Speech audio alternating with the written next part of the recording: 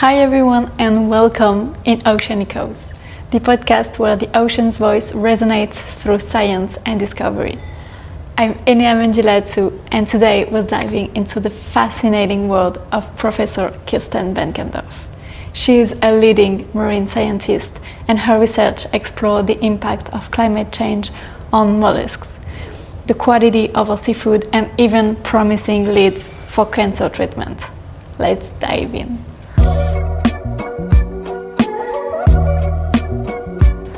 Hi Kirsten, and thank you for being with us today. Before exploring your scientific work, I would love to hear more about you. Could you tell us a bit about yourself and your journey in science? Yes, so I guess even as a young kid I always loved nature. So I was one of those kids that used to follow ants around and watch spiders build their webs, and whenever I was at the beach just, finding every shell I could possibly find. So it was really that love of nature I think that inspired me to get into science, and I watched every nature documentary that I possibly could. I wanted to be David Attenborough, but going through that journey of university, I really discovered that I love research. Yeah, thank you. Was there a particular moment in your life or in your career that made you say, I want to work in marine science? This is what I want to do, like marine. That's an interesting question, because I actually did my undergraduate studies in more terrestrial environments, and I didn't do any marine studies in my undergraduate. But when I was thinking about what I wanted to do for my PhD, I became interested in the ocean, because at the time that I started my PhD, which was back in 1995, in Australia there was very little marine reserves, so there was a lot more conservation effort on land than there was in the sea. And I really thought that people didn't really understand the importance, and a lot of the marine conservation was around the Great Barrier Reef, which was all tropical reefs, but around the more southern coasts of Australia, the temperate reefs are quite different, but I just thought they were beautiful, and I loved all those crazy snails and things that I was finding. So I think that was largely the inspiration to move to the marine environment. Yeah, okay, that's really interesting. Yeah, because usually people are going directly in marine science, and so it's really interesting. I did have a little opportunity to do a summer scholarship before I started my PhD, so that was kind of exciting, because I was doing a project where we were actually feeding urchins and sponges, and I was sort of diving down all the time, and it was really hard work actually, but I've always loved swimming, so I think that probably made a big difference as well, that I just love being in water, and it just felt very natural being in the water. So that was definitely a bit of an opportunity, I think, to spend more time in the ocean. It's really relaxing being underwater. What's the biggest challenge you've faced as a researcher? The challenges are kind of constant. I think the main ongoing challenge is probably time and money. So as an academic, my time is split between teaching and research, as well as a lot of service for the university, service for professional service, so serving on conference committees and reviewing grants and reviewing papers, and community service, where I'm actually trying to give my knowledge to inform policy, so meeting with government, meeting with the community and those sorts of things. So a lot of time, and research needs time to focus. You have to have a good headspace to think, to analyse data, to write, all of those sorts of things. And research costs money, so it is a constant battle finding the funding, and it means that a fair bit of the research time is actually spent writing research grants. And the success rate on most grants is actually relatively low, so you write a lot more grant applications than the actual funding that you get. So that's a bit of a constant challenge, that you have to be persistent, and eventually it will come. Yeah, really. Thank you.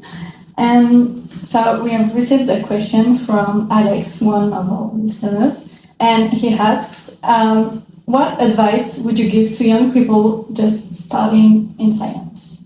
I think, first of all, you have to love what you're doing. So, find your area of passion, because it's tough at times, and it is the passion that gets you through this. So, have to do something that really inspires you, something that you really want to work at. So persistence, passion, and I guess other than that, I'd really sort of advise people to think about collaboration. Like, you can't know everything. You can't do everything. Other people have complementary skills. So wherever you can work with others, you can achieve more than you can achieve on your own. So definitely having your own area of expertise and your own passion, but thinking how that complements what other people know, what other people do, and how you can actually work together as a team to achieve more than you can on your own. Yeah. And that leads me to another question. Do you ever collaborate with Indigenous communities or local fisheries for your research? Yeah, I actually do a lot of collaborative research, both with the Indigenous researchers and rangers in many different ways, actually. So some ways of doing collaborative work with the Indigenous people is really involving, going out with the rangers on country and collecting data with them and showing them how to collect like that scientifically rigorous data. Another way is to go out on country with the elders, and that's a kind of a two-way sharing experience where they're sharing their knowledge and their ideas about country, and that may inform the way that we think about and what we're actually doing. So that's a collaborative knowledge sharing. And then it can actually be a co-design, so they may actually have input into the way data's collected based on traditional practice and culture as well. And sometimes, I guess, just them being on country, they may actually have their own concerns about the environment. So then they may actually come to me with a problem and say, we'd really like to get more information on whether this is a concern or not. So, there's many ways of collaborating with the Indigenous communities, and I actually really cherish that work that I do. Yeah, it can be really helpful. Absolutely.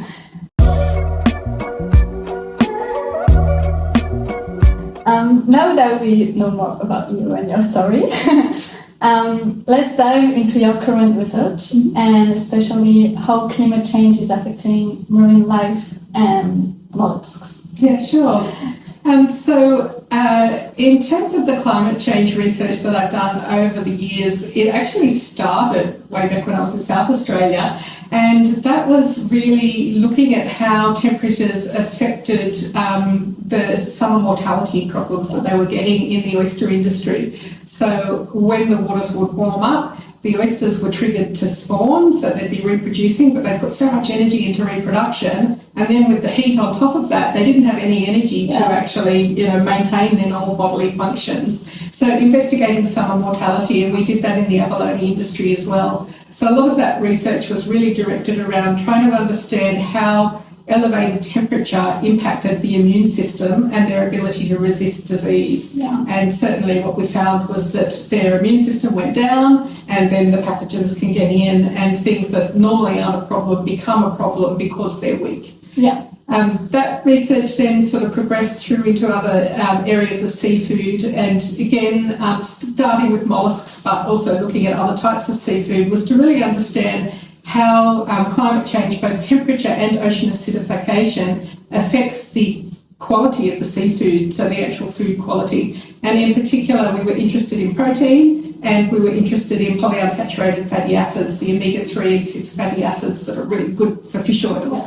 And what we found there was acidification wasn't such a problem for food quality, but temperature again is. And in particular, the temperature impacts those polyunsaturated fatty acids, but it has a bigger effect on species that actually have really good lipid quality. So there's some other species that don't have a lot of polyunsaturated fatty acids. It doesn't make much difference. But if they have really good fish oils, it's implying that we're going to get less good quality seafood in the future with ocean warming. So that's a little bit of a concern. Yeah. But most of the species that we tested, particularly estuarine species, oysters and turbot snails, which are actually more marine, but also yellow-tailed bream and various prawns, it doesn't often kill them outright, only if there's another stressor that you might actually get mortality. Okay. So the good news is that I don't think all species are going to die. A lot of species will probably be able to adapt to the changing conditions, but we may just see some changes in productivity and the quality of the food. Yeah.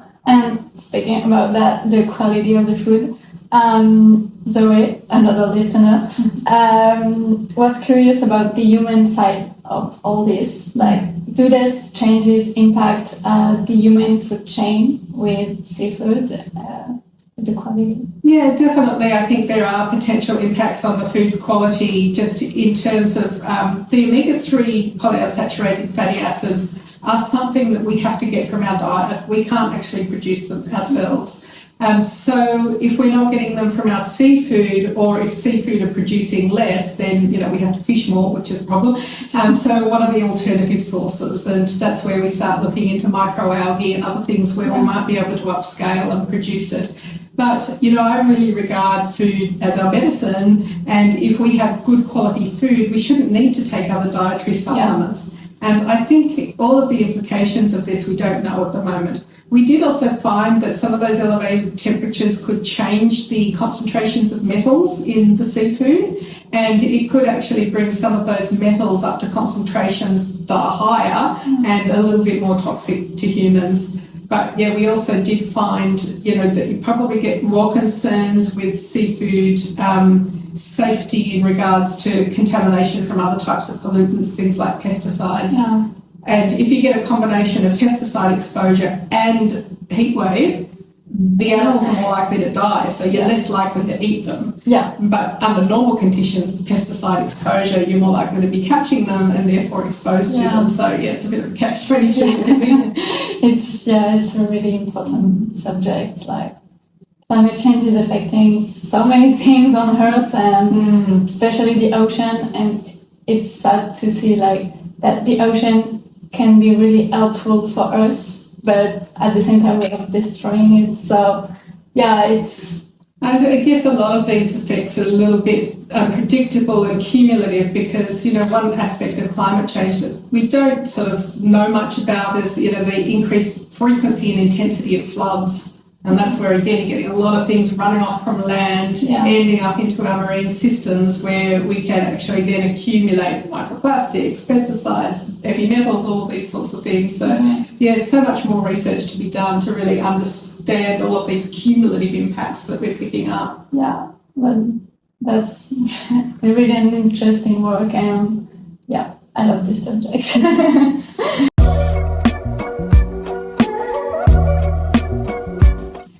Alongside your work on climate impacts, you're also leading some fascinating research into the medical potential of mollusks, especially compounds with anti-cancer and anti-inflammatory properties. So let's explore that side.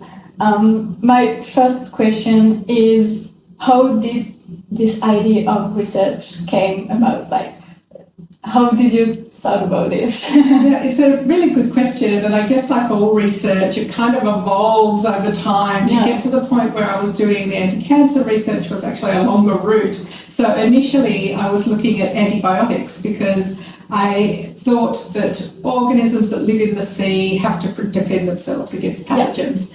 And in particular, I started looking at the eggs of mollusks, which are really high in protein, really high in sugars, polyunsaturated fatty acids, all these sorts of things are in the egg masses. And so I guess why aren't the bacteria getting in there and causing infection? So I started with the antibiotics, and I found a really interesting antibiotic in a fairly common what we call a whelk or dog whelk. I'm wearing it. This species, it's a small version, it's much bigger. But it's a predatory snail, and it produces these egg capsules that had a really interesting antibiotic in it. And when I tested it, I found the antibiotic was much stronger than penicillin, and there was quite a bit of interest in it.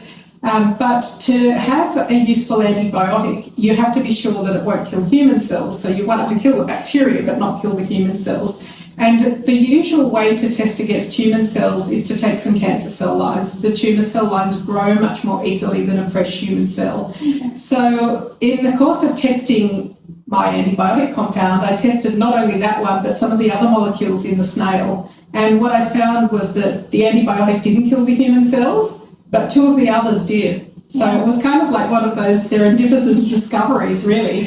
And that was pretty exciting. And in the first instance, we tested them against some leukemia cells. So from there, we sort of moved on and started testing against colorectal cancer, because it is actually an edible snail.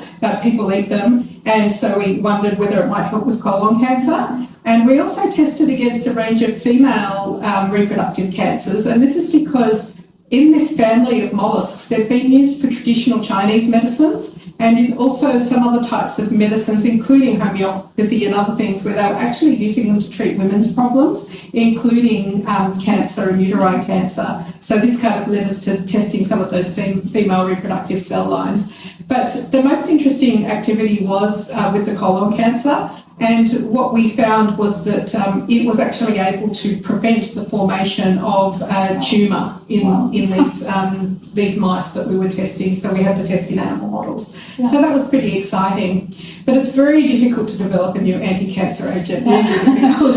And so we started exploring the anti-inflammatory activity, and that's in part because polyunsaturated fatty acids have really good anti-inflammatory activity, so I thought maybe around this idea of functional food that we could show that they had some really good properties. But I also found that one of those compounds that had anti-cancer activity also had really good anti-inflammatory activity. And I think part of the mode of action, the way it works, is a common pathway between cancer and inflammation. So, yeah, that was a really exciting finding, and I think it really does have a lot of potential for development as, you know, a medicinal food or a nutraceutical, or, you know, something that we can actually, you know, use for helping medicinal problems. But on top of that, in the course of doing the research, this compound is in a class of compounds we call indoles, so that's the structure of the chemical.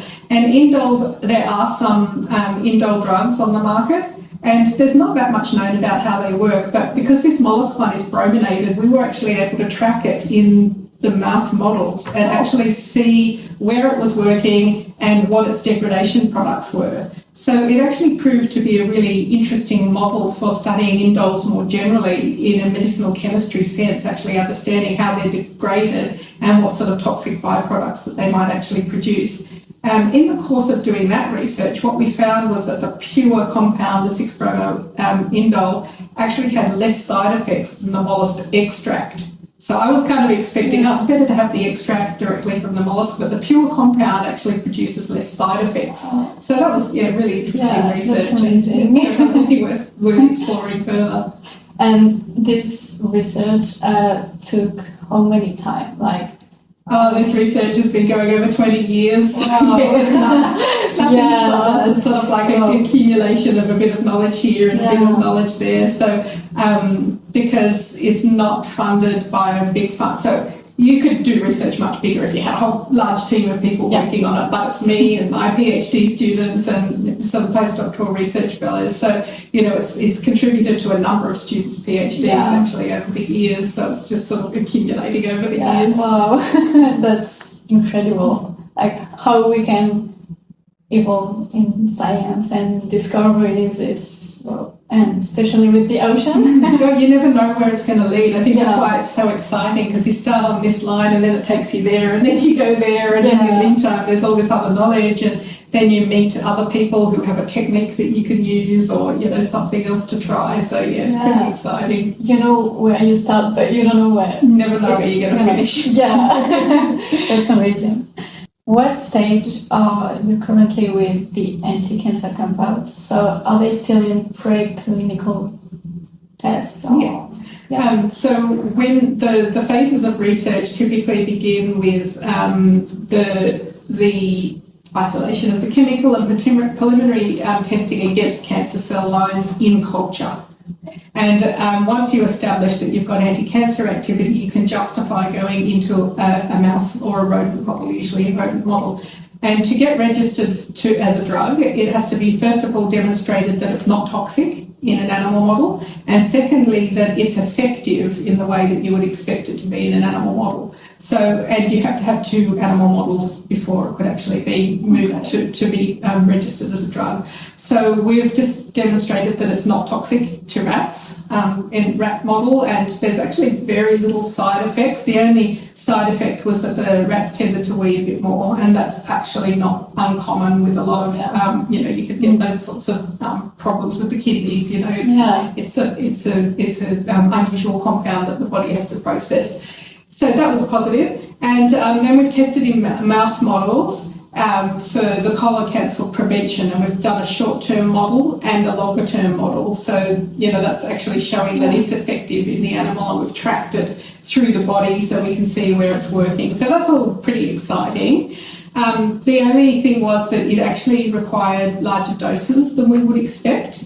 And that's making it less competitive as a drug, as a lot of other anti-cancer compounds can be used at lower concentrations. So it's not so suitable for a pharmaceutical, and that's why we were more interested in that nutraceutical or functional food type model.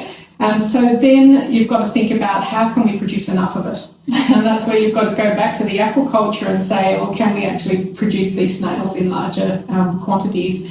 And it's actually really difficult to get funding for new species aquaculture. Yeah. I was totally shocked how difficult it was, but it's really difficult.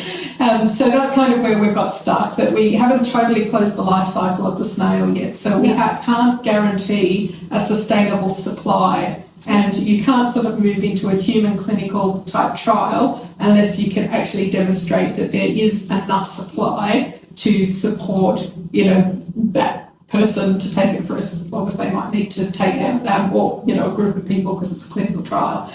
So that's kind of where the research is at now. But it's progressed quite a long way. And do you remember what you feel when you discover that maybe there was how can I say it? Like, do you remember how did you feel when you realized that maybe you had found something that can change everything? I mean, the first big breakthrough was back during my PhD when I realised how strong the antibiotic was. And I do a lot of work at night. I don't know why some people do. I'm a night owl.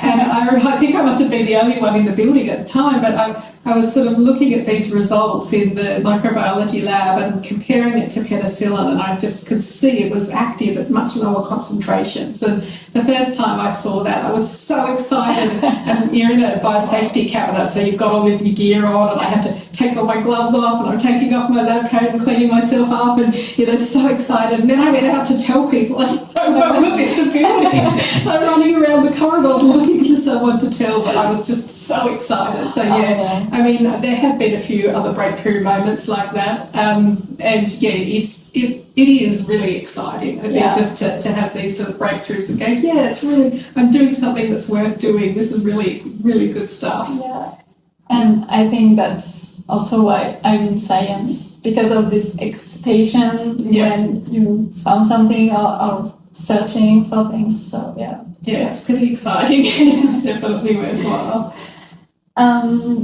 So as we were talking about medical applications, Marcia, another listener, sent a question, and she asked if those discoveries are promising for breast cancer. Yes, so we have actually been able to show in cell culture that the anti-cancer agent can kill breast cancer cells, but we haven't taken that through the next stage to the animal models. So, I mean, it's not, I couldn't advise someone doing these snails for breast cancer because we just don't know if it would work. Things don't always work in the body the same way that, they might against a cell culture.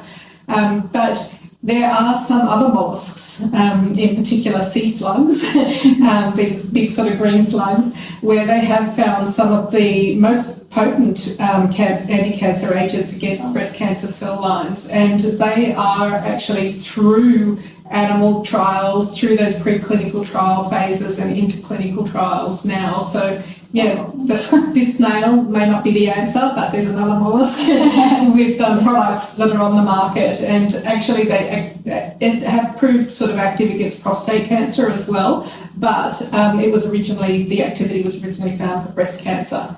The other thing I'd say about the mollusks that I work on is that they have very interesting hormone modulating activity. So we have tested them in a number of steroid type assays and against progesterone and estrogen. And at some concentrations, under some nutrient conditions, they will stimulate estrogen production, and under other concentrations and conditions they'll actually inhibit it. So it's not a simple, it inhibits estrogen or it stimulates it. It actually can do both, and so it's more sort of like modulating hormone activity. And that, I think, might be why they were traditionally used for women's problems. So yeah, it's interesting. Wow, a really good job. So that was all my questions. So thank you so much for joining us today and taking us behind the scenes of your research. My pleasure. Thank you for having me. And yeah, it has really been an honor to learn from you and your work. Thank you. Thank you for listening to this episode of Ocean Echoes. A big thank you to Professor Kirsten Benkendorf for sharing her insights and time. If you found this episode inspiring, feel free to share it and follow us for more upcoming explorations. And remember, every wave carries a story and the ocean is always speaking. We just need to listen. See you!